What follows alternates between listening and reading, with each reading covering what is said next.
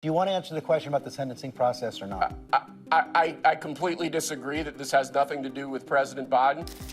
That was Trump's legal attorney in a live interview where he got silenced and bombarded with facts. Trump's legal team continues to assert that he stands innocent despite the guilty verdict.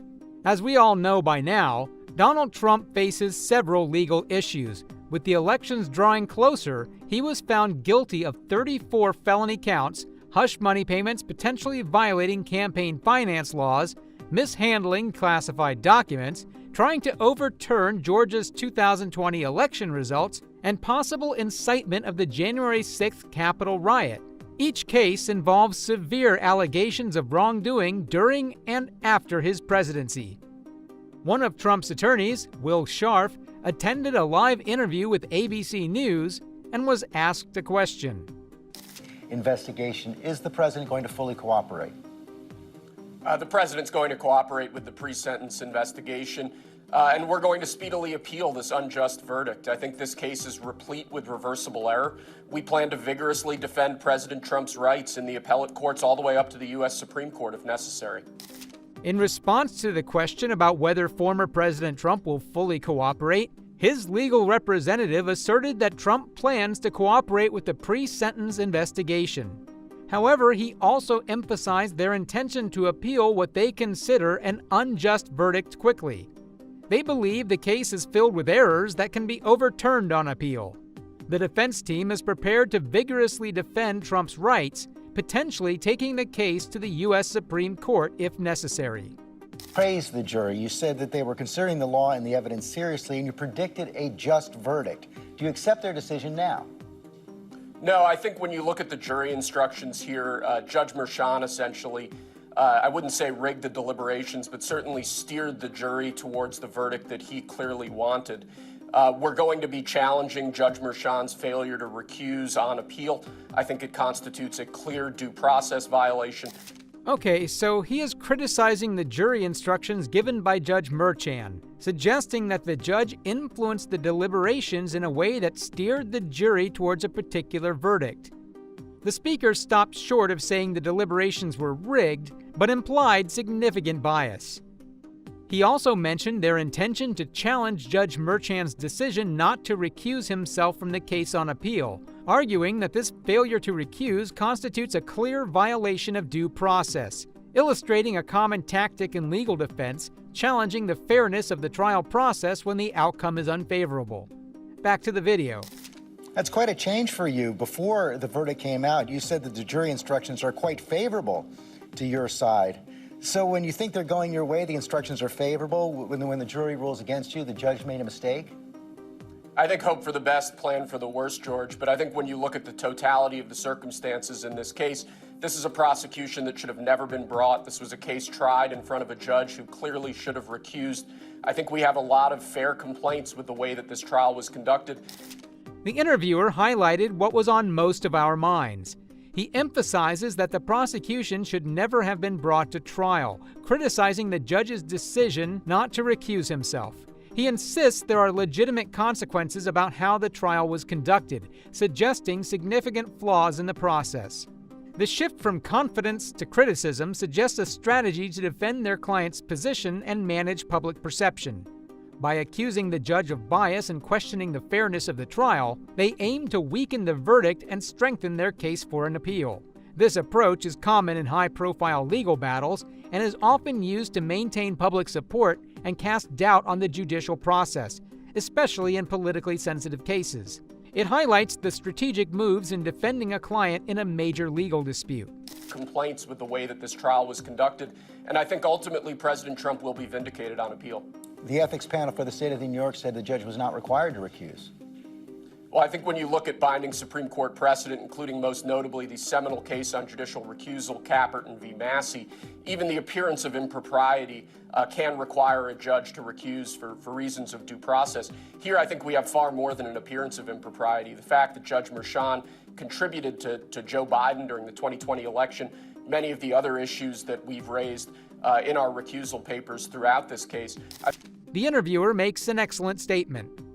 He believes there's more than just a perception issue in this instance. He points out the judge's involvement in fundraising for Joe Biden during the 2020 election and other concerns raised in the recusal requests throughout the case. It seems Trump's lawyer is leveraging legal precedent to contest the ethics panel's decision. He asserts that the judge's actions and associations raise genuine concerns about impartiality, which should have prompted recusal. If appearance of impropriety is the standard for recusal, then why shouldn't Justice Thomas and Justice Alito have to recuse from the cases before the Supreme Court? I think the appearance of impropriety there is not nearly as severe. I think you're not talking about financial conflicts of interest. You're certainly not talking about a judge who's violated judicial code of conduct in terms of political contributions. I think that's frankly stunning. The interviewer suggests that if the appearance of impropriety is the standard, these justices should also recuse themselves from the cases. Trump's lawyer dismisses this comparison, stating that the situations involving the justices are different because they don't involve clear violation of ethical standards like those in Trump's case. He argues that the judge's actions in Trump's trial raise more serious concerns about fairness and impartiality. He goes on to say, frankly stunning. Speaking as a former attorney, former law clerk, I've never heard of a judge contributing to political candidates before. I've certainly never heard of a judge sitting in judgment over the opponent of the political candidate he contributed to. I think the American people see through this sort of thing. I think that's why President Trump's poll numbers seem to be rising rather than falling. The Trump campaign obviously smashed political fundraising records, including raising money from tens of thousands of new donors in the 24 hours. Speaking from his experience as a former attorney and law clerk, he expresses surprise at the judge's actions, noting that judges typically refrain from contributing to political candidates. He emphasizes the unprecedented nature of a judge presiding over a case involving a candidate they supported financially. He also suggests that the public knows these irregularities, as evidenced by President Trump's rising popularity despite the verdict. Additionally, he highlights the Trump campaign's successful fundraising efforts following the verdict, indicating continued support from the American people. He concludes by expressing optimism about the appeals process, hoping to overturn the judgment. That you had, and they decided that there was not a conflict there. But let's move on. There's several legal experts have criticized the way the Trump legal team handled this trial. Was it a mistake for the president not to testify? I think in light of the Judge Merchan's decision about the scope of allowable cross-examination, which I believe was wildly wrong, I think it would have been dangerous for President Trump to take the stand. But I think had President Trump taken the stand, certainly on direct, he would have been a compelling witness. Despite the ethics panel's decision, which reviewed the evidence and found no conflict, the interviewer moved the conversation forward. He mentions criticism from legal experts regarding the Trump legal team's trial handling. When asked if it was a mistake for President Trump not to testify, the interviewee highlights a disagreement with the judge's decision on the scope of cross-examination. He expresses concern that it would have been risky for Trump to testify due to this disagreement. However, he suggests that Trump could have been a compelling witness if he had testified directly. As I believe most Americans believe, that President Trump did absolutely nothing wrong here, certainly nothing illegal, and certainly not rising to the level of this conviction. So I think that was a decision that was made in light of the way that Judge Merchan was handling these proceedings. He maintains his belief, shared by many Americans, that President Trump did nothing wrong, nothing illegal, and nothing warranting this conviction. He suggests that their perception of Justice Merchan's involvement in the proceedings influenced the decision not to testify. Absolutely nothing wrong. Well, 12 jurors said he clearly falsified the business records and did it to advance a conspiracy. I believe that verdict is not supported by anything even close to proof beyond a reasonable doubt. And again, we're going to be vigorously challenging this verdict on appeal. We think we have ample grounds to. I think some of Judge Merchan's evidentiary decisions really throughout the conduct of this trial were frankly astounding. Not allowing Brad Smith to testify the way that he strongly disagrees with the jury's verdict, asserting insufficient evidence to support the charges beyond a reasonable doubt. He highlights what he perceives as questionable decisions made by Judge Merchan throughout the trial, such as not allowing certain witnesses to testify as desired. He plans to vigorously challenge the verdict on appeal, believing that Trump's legal team has strong grounds to do so. Election law severely limiting the scope of examination of Robert Costello, who I believe had absolutely damning information about the prosecution's case. On decision after decision after decision, Judge Merchan, I think, departed from normal courtroom procedure, normal courtroom practice to essentially stack the deck against President Trump. And again, these are all issues that we're going to raise on appeal. We're going to raise them vigorously, and we believe that we're going to win. Here, he accuses Judge Merchan of severely restricting the questioning of key witnesses, such as Robert Costello, who they believe had crucial information favorable to President Trump's case. He argues that Judge Merchan departed from standard courtroom practices, favoring the prosecution and unfairly disadvantaging President Trump. Another criticism that was been labeled against the Trump legal team was that it was a mistake not to acknowledge the relationship with Stormy Daniels. They say that put the president's defense up against a wall. I think the truth needed to come through. I think that President Trump has consistently denied this affair. Stormy Daniels previously denied this affair. I don't think lying about what happened would have helped anything here. But again, I just completely disagree with the premise of that question. He defends the decision not to acknowledge the alleged relationship with Stormy Daniels, stating that President Trump has consistently denied the affair, and so does Stormy Daniels. He argues that lying about the alleged affair would not have been beneficial to the defense and disagrees with the criticism directed at the legal team for this decision. Judge, a tyrant and a devil. Do you agree with that? As I've said repeatedly during this interview, George, I think Judge Merchan should have clearly recused. I think he was irretrievably biased, and I think that came through in decisions throughout the conduct of this trial, whether it's evidentiary decisions. But again, I think the decision not to recuse in light of the severe appearance of impropriety, I believe actual conflict of interest between Judge Merchan and the defendant he was sitting in judgment over, it's head-scratching to be. His response notably sidesteps the question about whether they agree with the former president's characterization of the judge as a tyrant and a devil. Instead, he returns to his stance on Judge Merchan's actions and decisions throughout the trial. He avoids directly answering the question by focusing solely on criticizing the judge's conduct rather than addressing the specific characterization. Case.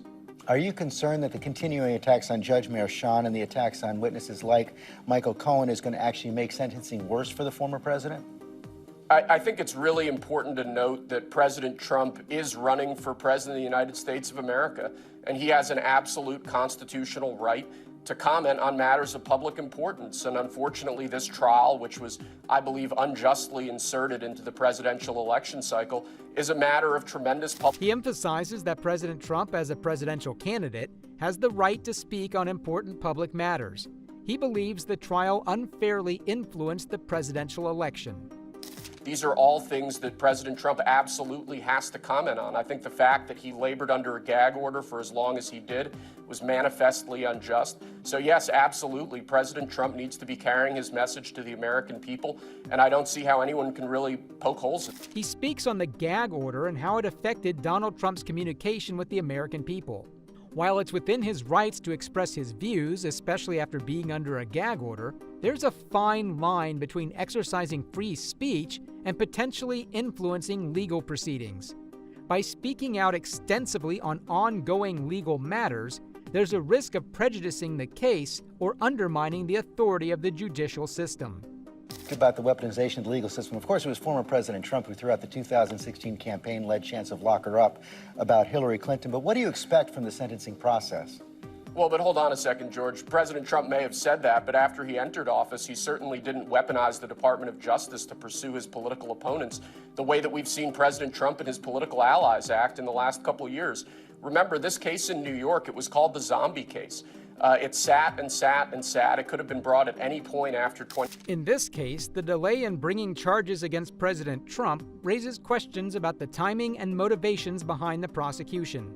The sentencing process must be fair and impartial without political bias or influence.